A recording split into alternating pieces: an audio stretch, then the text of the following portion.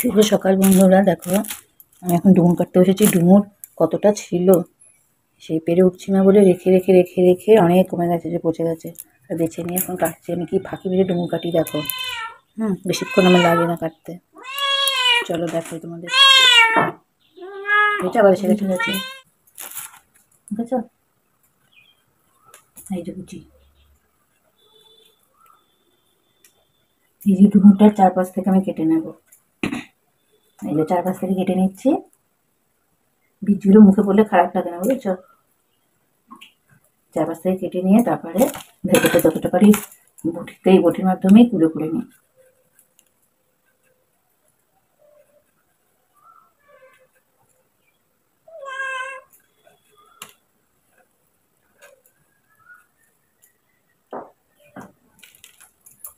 এটা অল্প একটু হয়ে যাবে, মনে হচ্ছে আবার একটু কিনতে হবে।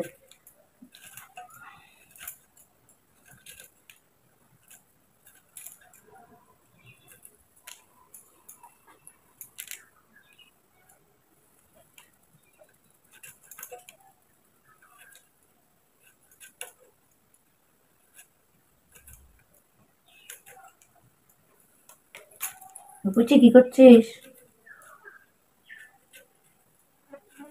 বুঝছি এখন পায়ে ছেড়ে চলছে, এরকম গুটিয়ে ঢোকে দেখো। লেজ কাটা পড়বে, তখন বুঝবি ঠেলা। লেজটা বটির সাথে লাগানো, দেখো লেজটা কাটা পড়লে কি করবো, নেমে গেল।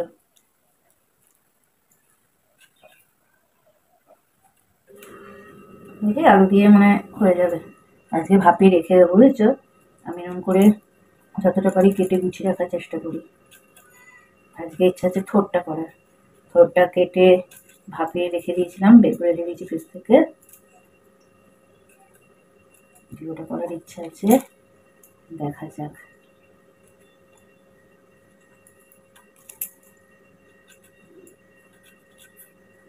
চলো কেটে নিই।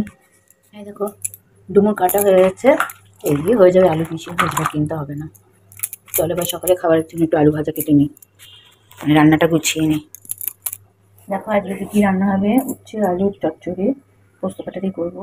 আর যে মাছের ট্যাংরা মাছের জন্য আলু কেটে রেখেছি, এর মধ্যে থোড় ভাপানো আছে।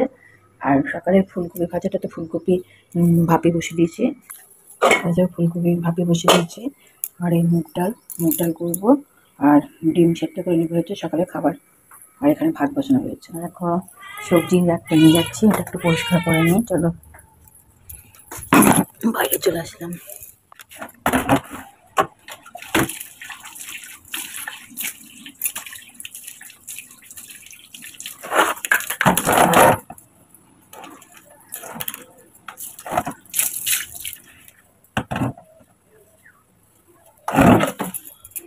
এই দুটো খুলে দেবে শত ক্যামেরার সামনে দাঁড়িয়ে থাকে কেউ।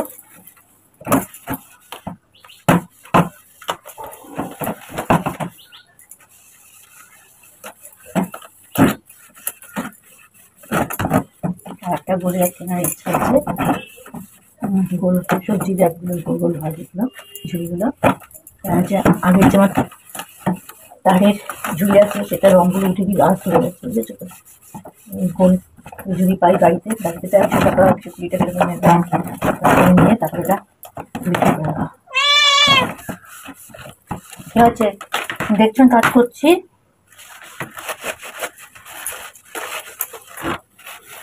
দেখতে পাচ্ছ?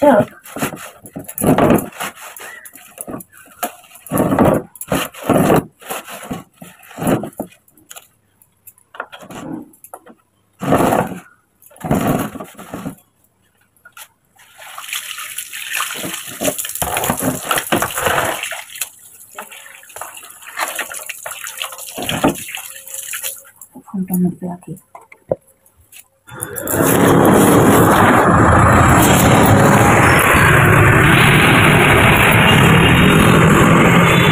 রান্নাগুলো দেখিয়ে দিই। এটা হচ্ছে থোড় ছেচকি, আলুতে এবং কালচে লাগছে।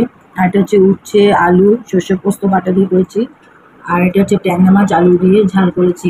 আর বড় ছেলে মাছ খায় না বলে কালকের আলু ঝিঙের যে পোস্ত তরকারিটা ওর জন্য রেখে দিয়েছি একটু, ওটা খেয়ে নেবে। চলো ওর মধ্যে ভাত আছে, ভাত বেড়ে নিয়েছি। আমার ছোটো ছেলে, বড় ছেলে এখন স্নান করতে যাচ্ছে। চলো খেয়ে নিই। করে অনেকেই, আমার বাবা অনেকেই ক্যান্সারে চলে গেছেন।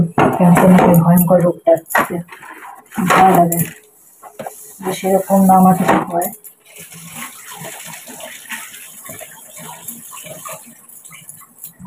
ওই রোগটা তো যার হয় সে তো, তার তো শরীরে যন্ত্রণা থাকে, যার করতে হয় তাকে তো করতে হয়। হয়তো সবাই দাঁড়ায়,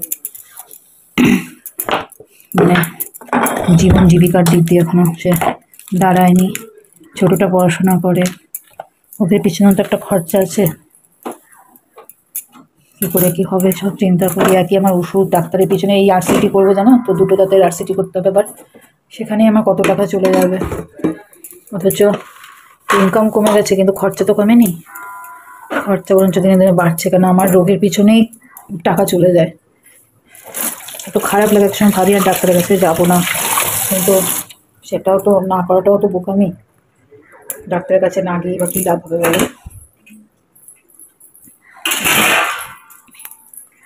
ওই জন্য কিছু কেনার ইচ্ছা প্রকাশ করলে হাজব্যান্ডের কাছে বকা খাই। তার মধ্যে তো আমার টাকাটা চলে গেল না, অতগুলো টাকা গয়না কত কিছু চলে গেছে। মানুষের যখন মনে বিপদ আসে, যার যখন আর কি, সব দিক দিয়ে একদম মার খায়। আমি তো তাই খাচ্ছি। আমার সেই শুরু হয়েছে ওই বাইরে 2টো বিড়াল যে ঘরে আসলো, তারা মারা গেল আমার ঘরে।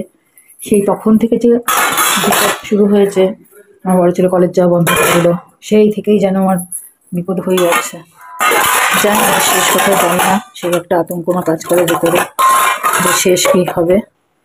কথা হচ্ছে আর কত, আর কীরকম বিপদ আসতে পারে জীবনে। আমাকে দিয়ে আসবে না কাকে দিয়ে আসবে জানি না। আমি আতঙ্কে থাকি জানো তো, সারাক্ষণ একটা আতঙ্ক কাজ করে আমার, যে আর বিপদ, আর কী বিপদ হতে পারে।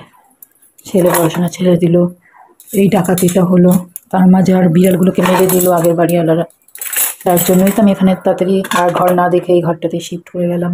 এখানে শিফট করে আমার জিনিসপত্র চলে গেল। হ্যাঁ, কী করবো বলো। বাসন কটা মেজে নিই। এখন আমি ওভেনটা পরিষ্কার করে ওভেনে গায়ে হ্যালার দিয়ে দাঁড় করিয়ে রেখেছি ফোনটাকে। তোমরা এই গ্যাসের পাইপটা দেখতে পাচ্ছ, কি করে রাখার জায়গা নেই এখানে।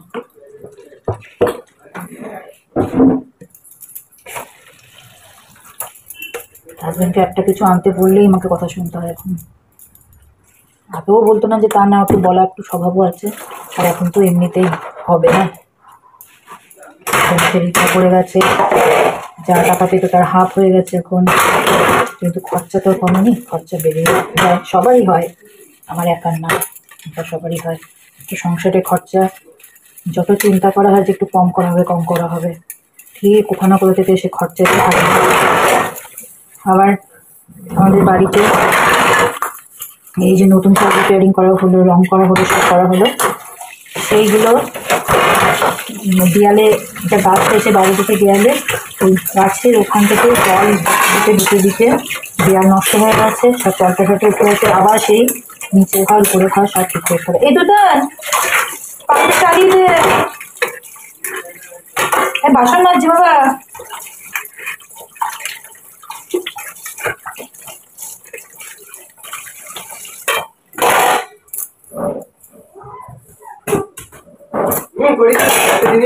ফ্রিজটা বন্ধ কর, একটা জিনিস বুঝেছি করি।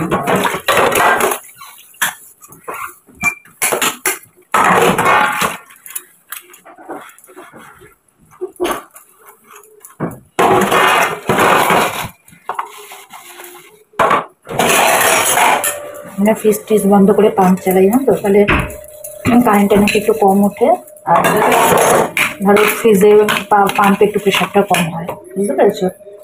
তোমরা যদি এখন না করে থাকো, তোমরা করবে।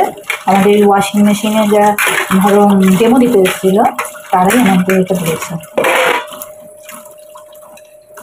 জলটা আসুক, তারপরে বাসনগুলো। পারছি না, পেটের দুপাশে যন্ত্রণা করে যাচ্ছে, জানো, কাজ করছি যন্ত্রণা করেই যাচ্ছে আমার। কী যে হয়েছে জানি না, কিছু খাবার থেকে হলো না কিসের থেকে কী হলো।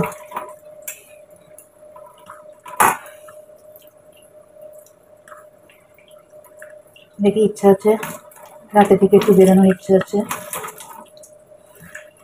আমার ছোটো ছেলে স্কুলে গিয়ে ব্যাগটা ছিঁড়ে গেছে, স্কুলের ব্যাগ ওই বেঞ্চ সরাতে গিয়ে অন্য ছেলেরা বেঞ্চ টেনে সরাচ্ছিল, ওতে ছিঁড়ে গেছে, ওটা সারাতে হবে। যাবো দেখবো দোকান খোলা কিনা, এই দোকান খোলা থাকে যে দোকান থেকে সারাই আর কি, অনেক দোকানই আছে, কিন্তু এই ছেলেটা কাজটাও ভালো করে, আরও ব্যাগের দাম বলো, রিপেয়ারিং কস্ট এগুলো একটু কমই নেয়, ব্যবহারটাও ভালো, এই জন্য ওর কাছে চাই।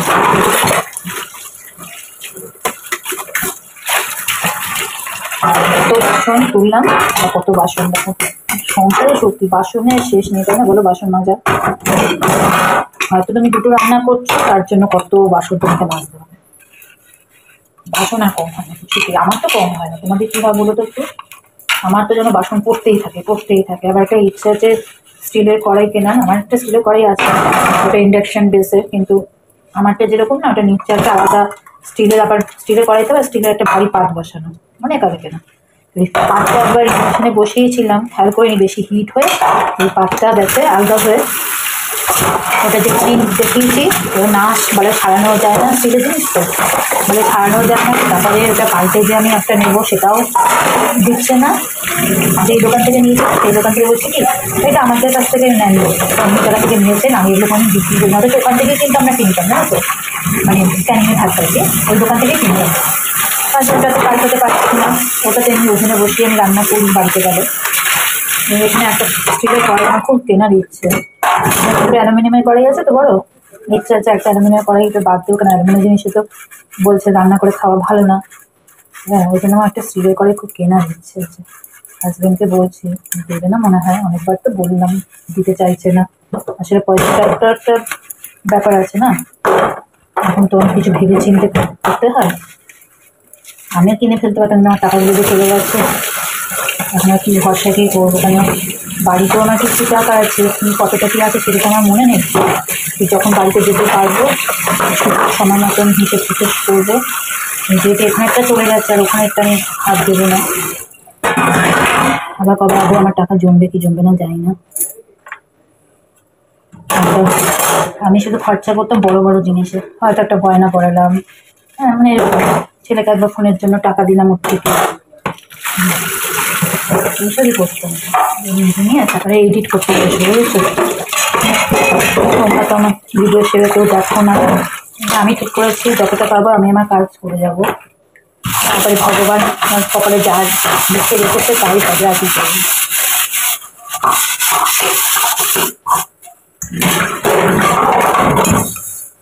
আমাদের এখন খুব ইচ্ছা করে নিজের কিছু করতে, একটা কিছু, এই বয়সে এসে এমনি বা কী করবো। আগেগুলো তুলে এই মেজে মেজে রাখলাম, সব ধরেনি, এই যে এখানে আবার মেজে রাখলাম, এগুলো শুকোবে, এগুলো নামাবো, আবার একটু শুকোতে দেবো, আর ওখান টোখান পরিষ্কার করা হয়ে গেছে, এই যে কালকে সিঙ্কটা পরিষ্কার করেছি, ওই দাগগুলো আমি ওঠাতেই পারি না জানো তো, ওগুলো ছিল কিসের দাগ কে জানে, আগে যারা ছিল কিসের দাগ লাগিয়েছে জানি না, পেস্ট হয়ে আছে, উঠতেই চায় না। রান্না করে কত কাপড় লাগে যে আমার, প্রয়োজনে কিছু জিনিস করতেই হয়। এই দেখো আমি আজকে এইখানে দড়িটা লম্বা করে লাগিয়েছি এই রান্নাঘরে কাপড়গুলো রাখার জন্য, আর এখানে একটা লাগিয়ে নিয়েছি ফ্রিজের এখানে, কী করবো, চলো একটু টাইট করে একটু, আমার না আমার টান টান দড়ি না হলে ভালো লাগে না, ঠিক টান টান কিছু করার নেই। কাঠের ছোট্ট ঘড়ি কিনে আনা হয়েছে, আমার ছোট্ট জিনিস খুব ভালো লাগে, একটা বড় আনা হয়েছিল কিন্তু এটা খুব বেরিয়েছে বলে আবার পাল্টে টেনে আসছে।